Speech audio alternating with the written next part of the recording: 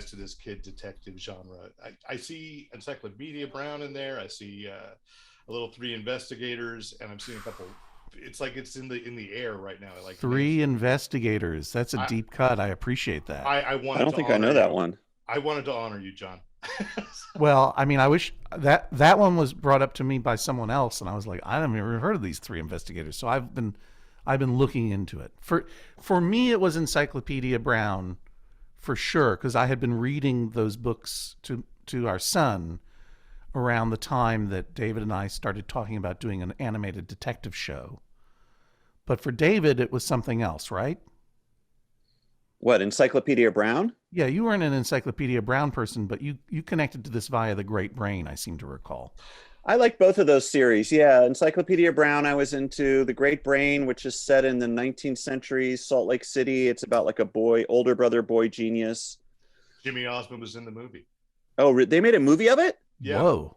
Whoa, Yeah. I didn't know that. That's appropriate though, because Osmonds were Mormons, right? Right. Yeah. And then I was thinking there's another group of kid detectives that I was really into when I was a kid, which was the Bloodhound Gang, which was a part of 321 Contact. Right. That was a motley group of kids who would solve mysteries, sometimes for adults. I mean, this is obviously working in the different direction. This is adults solving mysteries for kids. But then, yeah. yeah. And then also there was, I mean, from the animated point of view, there was always Scooby-Doo. Right. They're not kids, but they're teens. Yeah. And then all of those other cartoons, like you couldn't, all there were a group of kids and a weird thing solving mysteries. There's a group of kids And a talking dog. and a talking dog. There's a group of kids and a car. caveman, Captain Caveman. Oh yeah, Group of kids and a talking shark, Jabberjaw.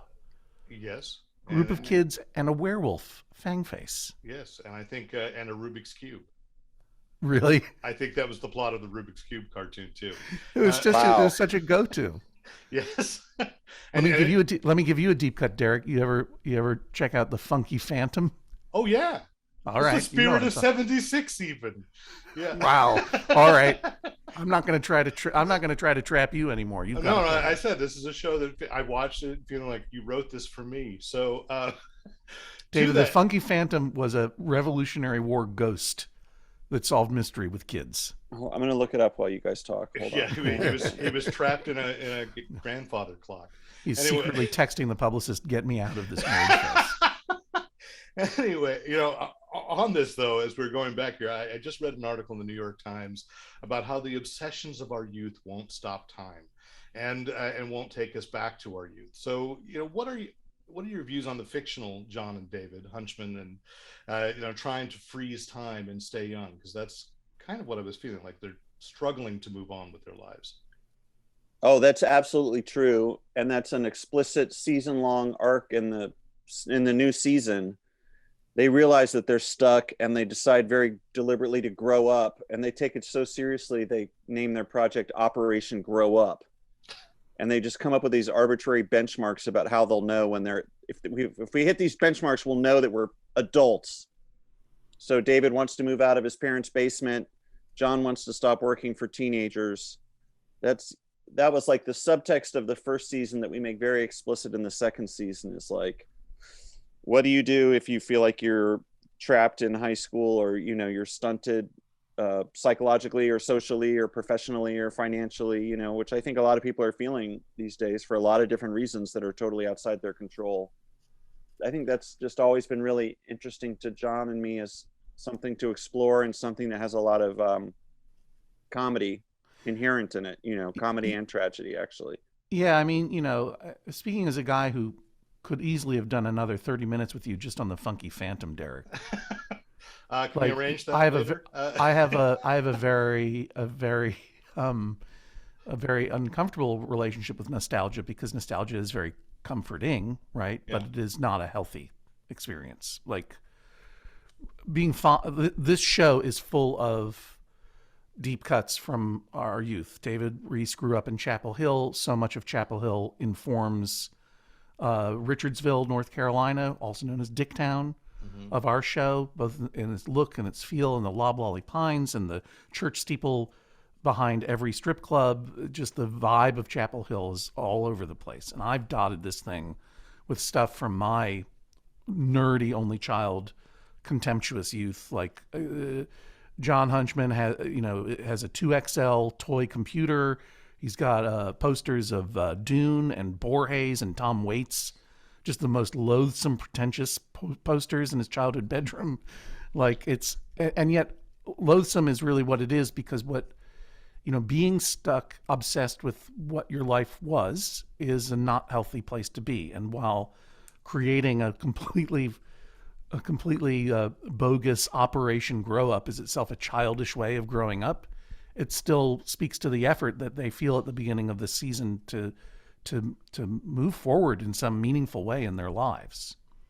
Yeah, I mean, you say, okay, there's unhealthy things in nostalgia, but I'd also say this is as one of the smartest shows, I think, in terms of literary references. In particular, when you did the croquet episode, and there's a zing that's like Mark Twain on top of I think Jane Austen. That's all David. That was all David Rees's run. Really? I mean, okay. And then there's looks like what was it, like Mark Twain with a freezer full of heads in his basement or something? I don't even remember what it was. But it was a triple. It was like at least one of them was something where I thought, oh, there's a Great Gatsby reference too, and it just went deep. And then you've got the cosplay episode, which is, Sir, you know everything about the Legion of Superheroes. I bow. That was all Hodgman. Yeah. So are there, the lead on that. when you write that kind of stuff, is there a moment where you say, no, this is way too inside? No, I don't think there's ever a moment where we say it's way too inside. I mean, maybe to our detriment. I don't know.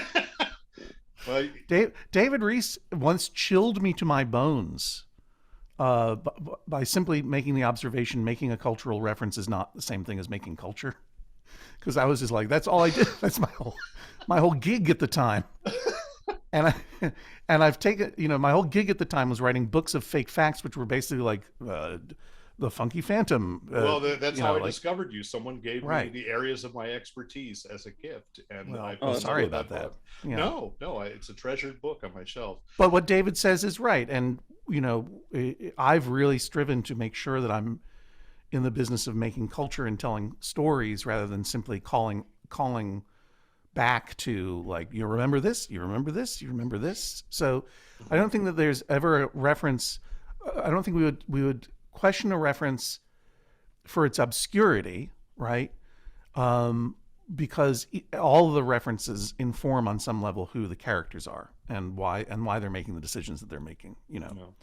So I'm not putting a Tom Waits poster in Hunchman's bedroom because I want everyone to remember Tom Waits. I want everyone to know that John Hunchman was the kind of kid who listened to "The Piano Has Been Drinking," and thinking this is the coolest thing ever. And I love Tom Waits, by the way. Don't get me wrong. I'm sure he's not going to watch this video, but that's okay. You don't know. I hear Tom watches everything. Oh, really? Okay. Tom, that's all he does now. What makes this show click for you as a collaboration? Wait a minute. Are people going to be able to see my office? I should have Yes. cleaned up those banker's boxes.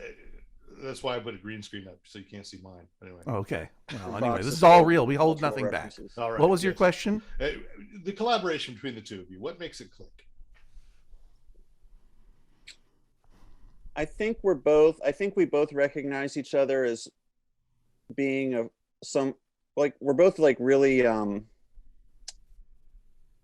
bad collaborators, or we should be bad collaborators based on our personalities. So I think we're both very sensitive to how difficult a good collaboration can be, which I think makes us be on our best behavior with each other, if that makes sense. In all of our previous stuffs that we made and did, we've always been solo artists, Even with me on The Daily Show, I would collaborate with scriptwriters for sure, but when I did those chats with John or whatever, like, I wasn't even a member of the staff. I would just come in a couple of days a month, and then work on my thing and then get out. So what I think makes us good collaborators is very much what David says, which is that we know that we appreciate our individual ideas and prize them very highly, and we want to honor each of them, honor them in each of us. But at the same time, I think it's also kind of what I was saying before, like when David said making a cultural reference isn't making culture. I really appreciate and admire David as a creator and want to live up to the standards that he sets. And I dare say that might be true too in the other direction. But and so, okay, good. That was a very reassuring nod. Good. Yeah. No, I'm listening. It's totally true, John. Don't worry. It's totally true. And I think we kind of see each other in the way that Hunchman and Purefoy see each other. Like, you know, I think that both of those guys grew up without a lot of self-reflection. Hunchman is a version of Hodgman gone wrong. Right. A version of Hodgman who had been left to be just an introvert nerd, obsessed with facts and afraid of conflict, and no one had pushed him out of his comfort zone, and he ends up on a houseboat alone. And Purefoy is a guy who hasn't truly reflected on what it was to be a bully in high school and to have hurt people in high school. Neither is Hunchman, for that matter, and he's hurt people too. That's a big part of what this second season is about. That while they're trying to move forward, they're being chased by someone from their past who can't move forward from the hurt that they felt from Hunchman specifically.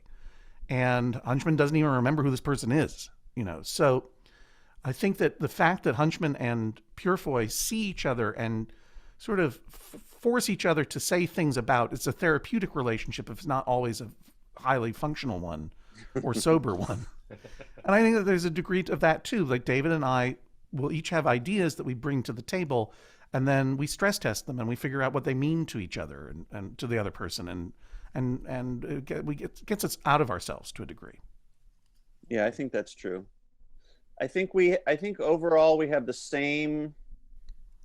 I think the reason it works is that overall we have basically the same worldview, and oftentimes we find the same things funny, but there's like 20-degree difference in our interests and sensibilities, such that it's not like we're speaking gibberish to each other, but we can also see maybe what the other guy can't see, or, you know, that type of thing. I think that's one reason. And also we've known each other for like 20 years, and I don't know, we just get along and like talking shit, you know? So I think that's another big part of it. Great. David doesn't like Dune. I just found that out. Doesn't like Dune. Right. Yeah. Wow. This is gonna be the big stress test in our collaboration, that I don't like your Sand Planet movie. 3-hour Sand Planet movie. Well, which one? I mean, that's the question. I like them all. Okay. Like all right. So I'll give one last question, and that is that in watching, I realized that technically this is now a Disney show. So what would the case be that causes John and David to cross paths with the Chip and Dale, the Rescue Rangers? Whoa, Chip and Dale. Wow. They've got a movie coming out. Speaking of nostalgia, I don't know if it's culture, but really? Wow. Yeah. Chip and Dale. I just realized it. Chip and Dale. Yeah. The furniture, right? Chip and Dale. Yes. Not the dancers. No, it would be amazing. Yeah, they solve a mystery. The pet store owner hires them, and then they go into the pet store and realize all the pets have full human consciousnesses and are also solving mysteries. And then they have to go. They get bumped down from solving mysteries for children, solving mysteries for animals. I think I'm on board. Okay. I'm on board. They're just getting paid in like oats and salt licks and stuff. It's the only currency the animals have. Yeah, I would do that. Mm-hmm. Grub worms, and frozen mice. Yeah, totally. All right. Well, I thought you were going to bring up like a DuckTales situation. Well, I mean, you go the same thing. I mean, it's fish instead of frozen mice. I guess those were children ducks solving mysteries. Yes, DuckTales they were detectives. I think they had adventure stuff. Yeah. But so sorry to have been this dangerously off track, but thank you so much for your time today. And thank you very much for your interest in the Walt Disney program Dicktown. Yes. All right.